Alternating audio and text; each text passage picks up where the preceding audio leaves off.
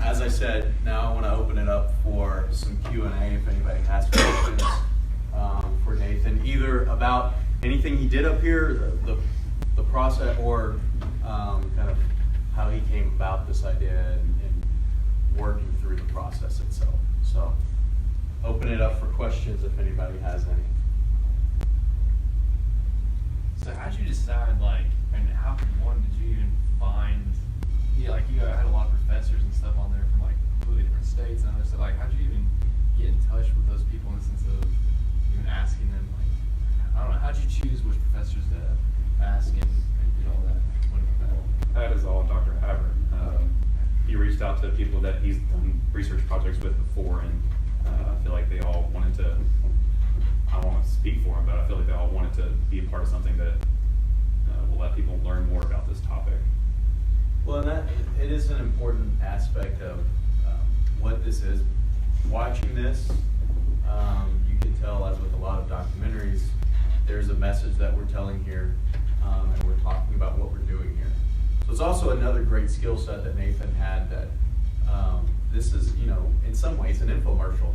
And so for organizations that are possibly watching this that would be interested in doing something like this, Nathan did a fantastic job in the process.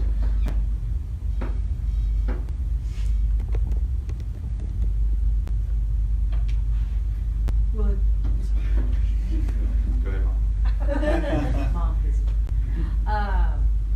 So are there ways that this could be shown anywhere else, or like shared with other sports journalists who might not know that this kind of work has been done?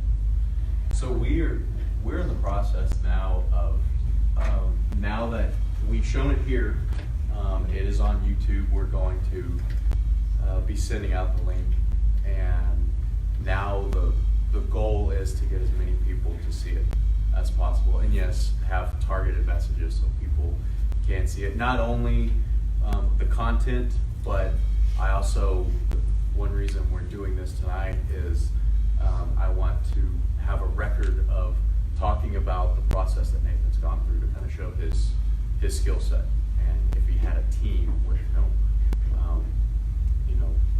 the things that he could do. So. You don't work on something for 10 months unless you have, like, a vast interest in it. So now that this project is completed, do you see yourself continuing or expanding your research on it, or doing other activities related to this based on the concept of Sport Rivalry? I mean, it's something that interested me 4 years ago, and it's still something that interests me now, and I definitely wouldn't be closed off to doing something related to this topic again. Whether that's research style, documentary style, short video style, anything like that, I feel like would definitely be up my alley. So I know educating younger people is extremely important, because the sooner you use sports rivalry, things like that for those young kids, the better off they are as far as knowing how to behave. But how do you realistically tell, say, like an Ole Miss fan,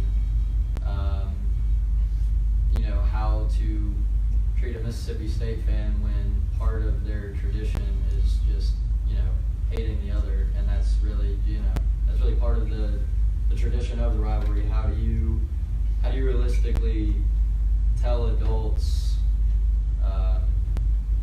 to kind of, change the way they were raised? Or do you just start young and wait till the older people just kind of, how do you do that?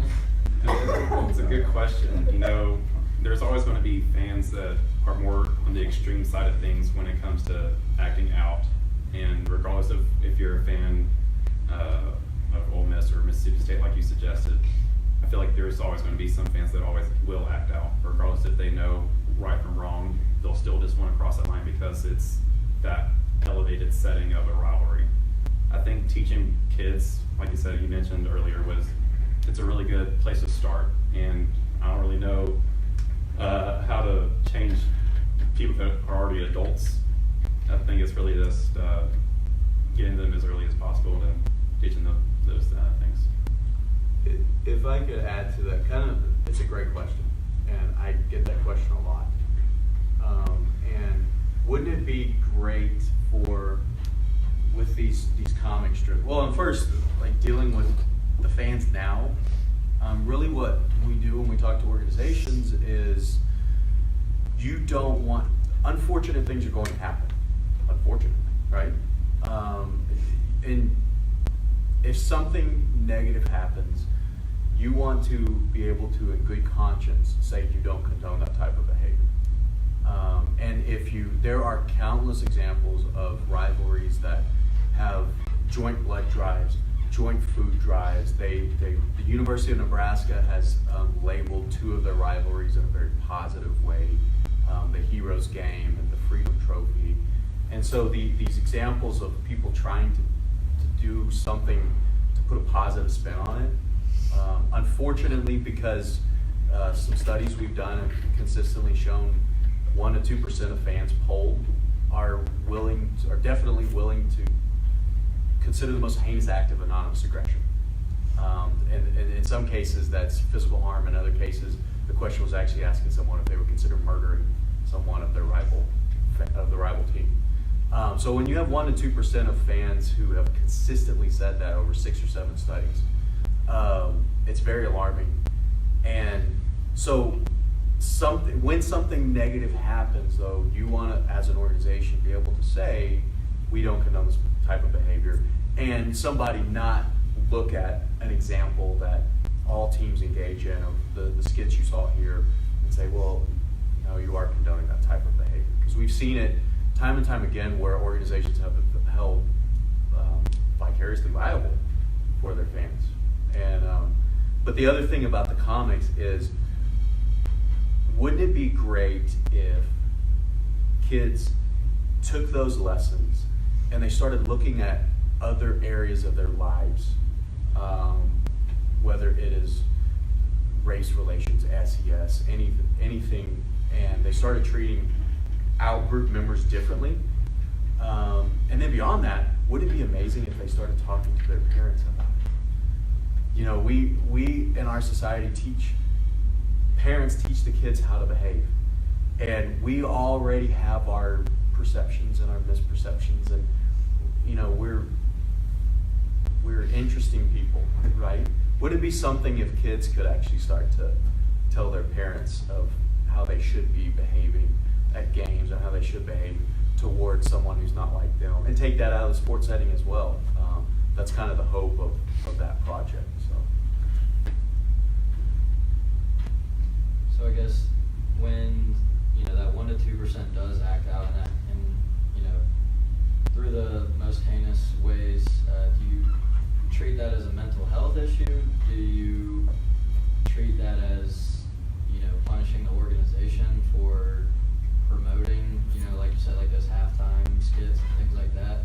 I guess my question is, you know, how do you successfully tackle that? Whether it's, obviously, if someone's willing to kill a rival fan, I mean, that's a serious problem. But do you know, how much of that blame is shifted toward them, and how much is it, you know, toward the organization? Whose responsibility to carry that? Yeah, and it's a great question, and it's a great discussion to give and take, because the way we promote rivalry in the United States is that combat and, you know, the fierce competition between two, and one side has to win and one side has to lose, and there's this constant struggle. I think really what we've done with those studies is just illustrate that this is there.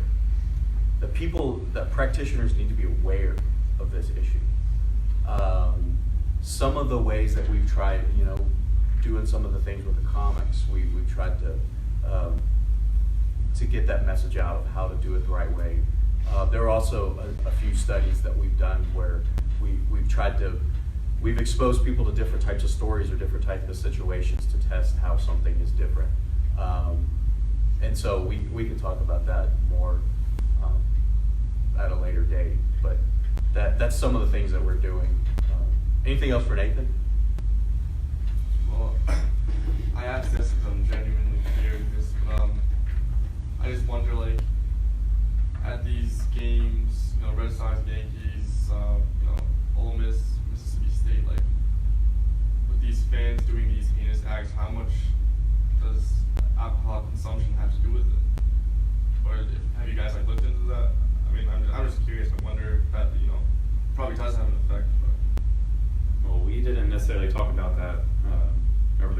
this documentary, but I'm sure it does play a role, and it's sure to skew some of the fans to be more aggressive or potentially violent. I don't know if you have any. We we haven't particularly looked into alcohol consumption, but sport allows rational people to react very irrationally. So does alcohol. So when that's involved, you know, it would suggest that it could be magnified for sure, those tendencies. What was the hardest part of making the documentary for you? Part that you feel like you had the most challenge with, or something that you can maybe go back and change now that you put this much work into it? Yeah, so he talked about it a little bit before it started. I lost a lot of my footage 2 times. 2 times. So I had to find some type of creative way to like recreate that footage, and somehow it still fit coherently in the flow of the documentary. Specifically making stuff, I made my first title with a moving background and all of that. Focusing and stuff like that was new for me.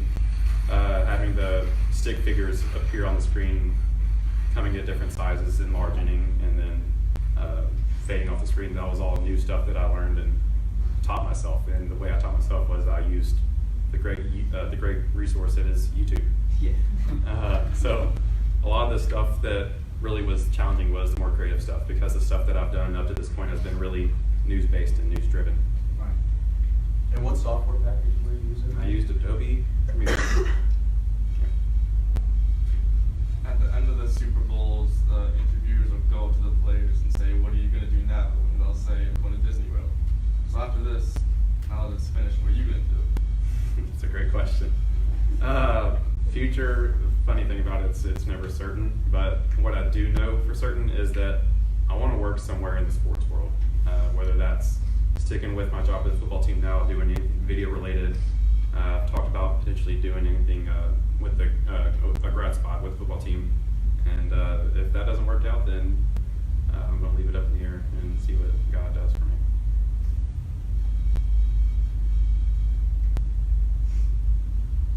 Anything else?